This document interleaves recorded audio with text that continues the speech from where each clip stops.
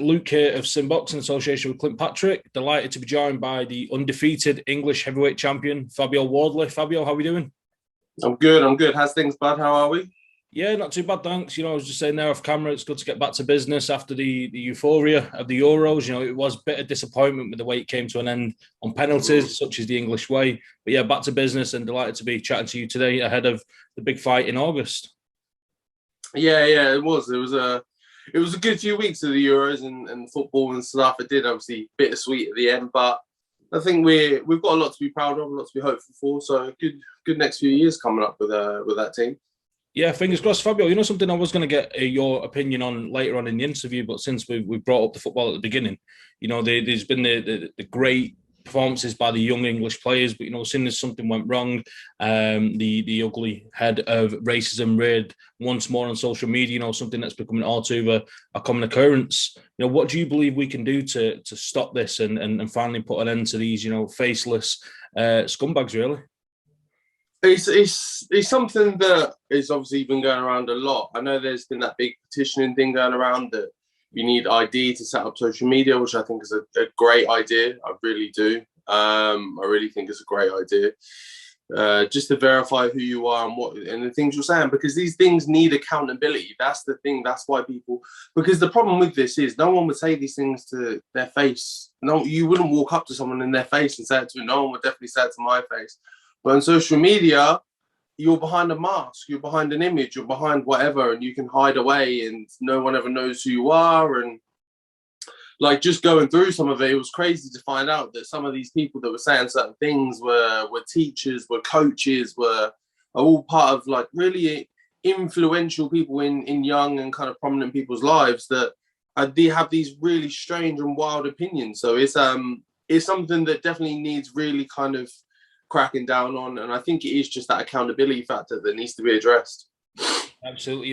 First and foremost, we wouldn't want this to overshadow what was, a fantastic performance overall by the England football team. I know we're here to talk boxing, but yeah, it was a great performance. So let's get straight into it. We've had the recent announcement of the fight with Nick Webb, a fight that's been very well received across social media on the different platforms. Yourself and Nick, finally getting it on. It's a fight that's been whispered a few times, and it takes place on week 2 of Matchroom's Fight Camp, 7th of August. Very excited for this fight, Fabio.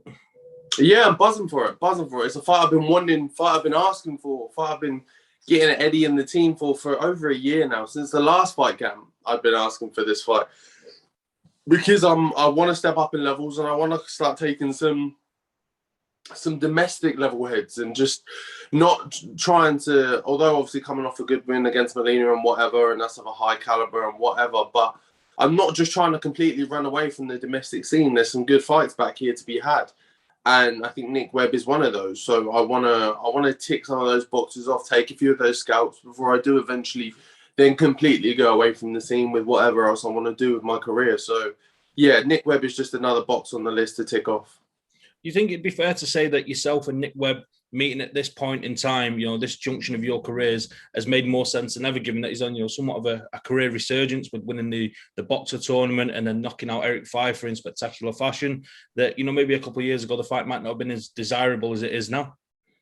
Yeah, potentially. Yeah, I think it's well, if anything, the only person that benefits is Nick, really, isn't it? Because it boosts his confidence. It gives him a bit of faith in himself, which he may not have had before, and he may not have been too in the mood for it or whatever. So all that does really is benefit Nick. He's the only one that really benefits from it, and fine, so be it. If you need the extra little boost to get you through or get you there, then do what you've got to do. It's no problems. But ultimately, it will come through, and at least I will then at the end get to say that I got to be the right, and I come and inform Nick Webb. There's no excuses at the end of it, that when I do win, when I get to knock him out and finish him off, that there's no excuses. Then you've come off your win, you've had your camp, you've had everything right where you wanted it to be. So there's no excuses. So that's the only good side for me.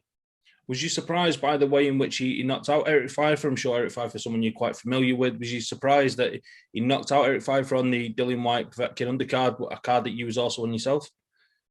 Yeah, I was surprised at the win. I was. I was surprised at the win. I was surprised more so by the way that Erik came out and just the way he fought the fight. I don't think it was, especially for someone like Eric, who's got quite a lot of experience, not in the pro game, but just in boxing as a whole, who I felt he would have fought that fight better, and would have been a bit more wise to kind of how to do it and how to go about it. So that was quite surprising, but ultimately Nick did his job. He got the win, and came through, and he's on a high from that. So that's good for him, I guess. You mentioned there that Nick's going to be full of confidence, and rightly so. And I've seen a couple of comments when you've looked at his training videos online saying he's looking a little bit slow. I think you mentioned, is he in slow motion? So break it down for me, Fabio. What does Nick do well, and what does he do not so well? Without giving away too much of the game plan, of course. The game plan is there. It's obvious. It's my attributes versus Nick attributes are very obvious. You don't need to be a wizard to kind of figure those out. Like it's very obvious. But in terms of what Nick does well, I don't know. He does some things all right. He's got a half decent jab. When he's not too fatigued and leaning into it too much. He's got a big right hand when he doesn't wind it up from the floor and scoop it from the ground. Like he doesn't do anything particularly exceptional. Anything he does is pretty basic, there's nothing I look at him and think that is particularly problematic. Everything I've seen from him always throughout his whole career has always been very basic, very obvious. He's your very obvious atypical kind of heavyweight boxer, big, large in kind of size and stature, and wants to impose this kind of weight and size on the fight, which is no problem, which is no issue for me. I've had fighters like that before in the past, and I've dealt with them easily enough. So he'll be another, just like I say, tick on the list. Is it fair to say that this fight doesn't go the distance on the 7th of August? No way. I don't know if Nick can go the distance. Has he ever gone, can he even last that long? I've seen him in 4 or 5 rounders and he's gassed by about 3 or 4. So I don't know however he'll survive if we do get to kind of 8, 9, 10 or whatever. It'll be interesting to see. But no, there's no way this goes. There's no way this goes past 4 or 5, to be honest, in my opinion. So, you're obviously in camp now ahead of the fight. I've seen previously that you've been sparring the likes of Johnny Fisher. How's camp going? Is there any other prominent names that you've been in there sharing the ring with in anticipation of the fight with Nick Webb? No, camp's going good. Camp's going really good. There's no one massive names in terms of what we've brought in for this. We've tried to make this camp as comfortable as possible by trying to minimize the amount of traveling on my part. The thing is, when you spar them big guys, them big names in the sport, it's great for experience and stuff, but you'll have to travel to them, and from where I'm based to where they're usually based is usually a good few hours, and that's a good few hours of traveling, sitting in a car. It takes away from just your body and your training time, and just takes time out of your day. So the thing we focused on more so with this camp is keeping everything kind of closer to us, more in-house, more just less of that kind of long distance traveling and things. So, but yeah, other than that, everything's going great. Let's go back to March. Eric Molina, which at the time is arguably the biggest name on your record. We're not going to fool anybody. We know Eric Molina had seen better days, but in terms of experience, he was vastly more experienced than you. And in terms of the levels that he'd reached in terms of challenging for world titles is beyond anything you've achieved so far. But you got the job done. I think it's fair to say, you face some adversity, more adversity maybe than you faced in the other 10 fights of your pro career, but you got the job done. Take us through your performance. What do you think, again, you done well, and what did you do not so well? I think that was the whole point of that fight, was to go against someone of a decent level that would bring me those kind of challenges. It's like I've said before in other interviews and things, I want to get certain things kind of done and out of the way and certain questions answered before I get to the latter stages of fights or my careers or whatever else, that I know what I'm like in the ring when it goes a few rounds, or I know what it's like when I hit someone and they don't immediately go down, or what it's like when I have to take a punch like you saw on the night. But overall, the performance, I was immediately after, I was like, I'm my own worst critic, so I wasn't happy with myself at all. I didn't fight a great fight. I didn't fight the fight that me and the team had necessarily planned either. But I let the occasion kind of draw me into more of a battle and more of a fight than I wanted it, than we planned for, really, than we let it be, because I was chief support. It was a big card. It was a pay-per-view event. It was a big name, and I just thought I need a performance here. I need to do something. I need to keep it entertaining for the fans and everything else. So there was a few moments and a few things I did where I let the kind of atmosphere in the event get to me. But it's like I say, it's all learning, and it's all part of my kind of tutelage for me to build and become a better fighter. And ultimately, when you saw that when I go through those moments of adversity, that I'm perfectly fine to come through stronger on the other side. Yeah, absolutely. You know, in that fifth round, which proved to be the final fifth round, Eric Molina had some success. You know, he landed a particularly clean shot, but as quickly as he seemed to be getting himself right into the fight, it was all over, and it was somewhat of a bizarre ending, shall we say. You know, as soon as you went through the gears, he couldn't stay with you. What was your thoughts at the end of the fight? Do you believe like he could have got up, he could have continued? Did you expect him to get up, or did you feel like, you know, I've knocked him out here, I know he's not getting up? I felt like the thing is with a boxer, you know when you hit someone clean, and you know when you really hit someone. And even in the midst of us going back and forth between each other, I felt that punch land. It was only a short punch, but I felt it land strong and stiff, and I hit him quite a lot on the temple, relatively hard on the head as well. And when I knew he wasn't get up is when I walked off and I turned and looked back and I see him, the way he was sprawled on the floor. You can tell that someone's just not getting up, and I knew it from then onwards. And it's like that. If I hit you clean like that, I know that you're going to stay down. And if you don't, and if you do get back up, it will only take another 10, 15 other seconds or so for me to get you back down there, and you're not getting back up a second time. Fabio, I want to chuck a couple of names at you, and you know, there's a bit of a round robin that's not took place, but you know, these fights are almost happening, and then you know they're falling apart. And first and foremost, you know, there's yourself, there's Nick Webb, Alan Babich, Johnny Fisher, and a certain Mr. Christopher Lovejoy. You know, all seems same kind of mix, and fights are on the verge of happening, and they fall through. So, firstly, let's start with Christopher Lovejoy. I think a lot of people expected either yourself or Johnny Fisher to get the fight with him at Fight Camp. It's not materialised in either case. What's going on there? Why is the fight with Lovejoy not come to fruition?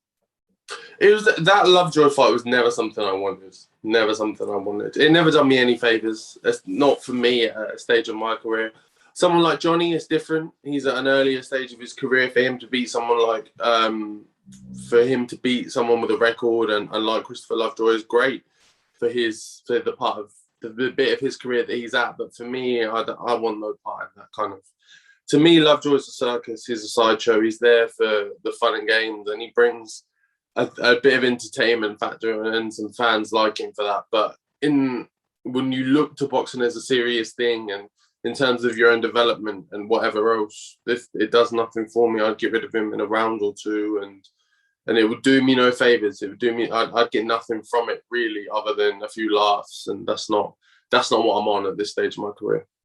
Likewise, I know you're not in a position really to speak for anybody else, but Alan Babich and Nick Webb for a long time seemed to be the fight that was happening. What do you know of why Nick Webb and Babich didn't happen, and therefore, you know, you got the fight with Nick Webb? You know, do you believe maybe Nick Webb's looking at you as an easier fight than Alan Babich? You know, I don't want to put words into your mouth, but do you believe that could be the case? I think he done an interview himself saying that I'm the harder fight out of the two, and that he took that he's taken the harder fight. I know that originally he was meant for the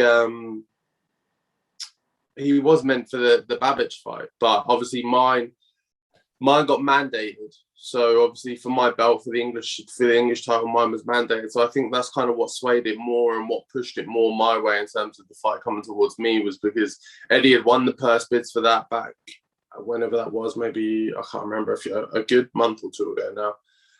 So that was already kind of done and dusted and sorted, and him and Alan Babich thing was still an interesting fight, and it might still happen after. But the thing is with me and Nick is that just the belt was on the line, and I think that was more interesting. Okay, interesting. So just to get your opinions on a couple of other goings on, you know, the heavyweight division now is a soap opera in of itself. First and foremost, Anthony Joshua and Tyson Fury, it fell through at seemingly the 11th hour.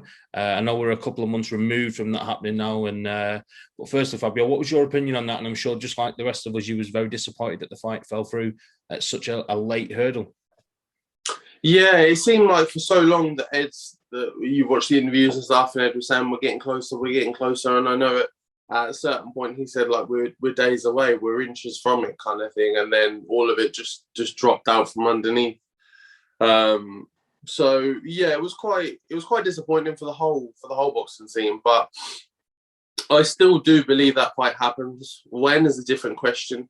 I just think eventually it kind of has to happen. I don't think there's any way that either fight can get away through their careers without coming across each other, without fighting each other. But it is a shame that it hasn't come off much sooner, because I think that would have been kind of the perfect time for it to really happen. But we've seen this a lot in boxing, that then big fights like you saw back in the day when it took so long to try and get Mayweather and Pacquiao together. Same kind of thing, is that it takes a long time to get these things sorted. It takes a few runs around the ring to get it going. Yeah, absolutely. So, for a second, Fabio, let's play devil's advocate. Let's put yourself in the shoes of Tyson Fury, and that you believe that this Deontay Wilder arbitration situation has been took care of, and that you kind of focused in on Anthony Joshua, only to find out, a couple of months beforehand that you're going to take on Deontay Wilder in a trilogy fight, a fight that was a lot less desired and a lot less financially rewarding. So, put yourself in Tyson Fury's shoes. How would you feel in that situation? You'd have to have serious words and serious concerns with your team. If they've reassured you that it's all under control, that's not going to be an issue, that's not going to be a problem, the AJ fight is the direction we need to focus on, the one we're moving in, you don't need to give Wilder a second thought. And then the last second, everything drops out, and the one thing you told me that isn't a problem is now a massive problem. Then you have to turn around and look at your team and go, what the fuck is going on here? What are we doing? What's the crack, really? So I think that's the direction he needs to focus on, but it's not for me to say. Who knows who knew what in advance or who didn't? It's a funny old game, this boxing. So you just kind of have to wait and see. So if there was one slight silver lining to the Joshua Fury fight falling through, it was that we got two, relatively decent heavyweight fights off the back of that in the trilogy fight with Wilder and Fury, one that's just been postponed until I think October, and then we got Joshua and Usyk. First of all, with Fury Wilder 3, is there anything different that Deontay Wilder could do going into a trilogy fight with Fury? And maybe could Tyson Fury be overlooking him, and Deontay Wilder recovering from the first defeat of his career? Is that lit a fire in his belly? Do you see any way in which this third fight could go any different to the second fight in February of 2020? No, unfortunately, I don't. I've said before that I see what Wilder is a one-trick pony. He's got that massive right hand, and he's become a victim of his own success in the sense that that right hand has done him so well throughout so far in his career that he's not learned the other areas of his game that he's needed, that he should have by now at this stage of his career. And I think it's too late in the day to be trying to completely reform his style, the way he fights, or get him thinking in a different mentality. Because when the going gets tough in them rings, you go back to kind of your base instincts. That's why you go through drills in boxing. You drill. You do the same thing over and over again because it's not once you're going at it in the ring, you're not thinking, you're just reacting. Your body's moving on instinct. So I think once he gets going in that ring and it's a few rounds in and he's under some pressure from Fury and stuff, I think he'll revert back to the Wilder that we saw in the second fight, and I think we'll have the same outcome as well. Yeah, we look forward to that fight. We look forward to Anthony Joshua and Usyk as well. But it begs the question: where does your manager Dillian Whyte, where does he fit into all of this? He's coming off the back of redemption against Povetkin. He was on course for so long for a challenge at a WBC title, and now he's looking for a big opportunity in America, maybe. But surely a WBC world title shot's got to be on the horizon finally at some point.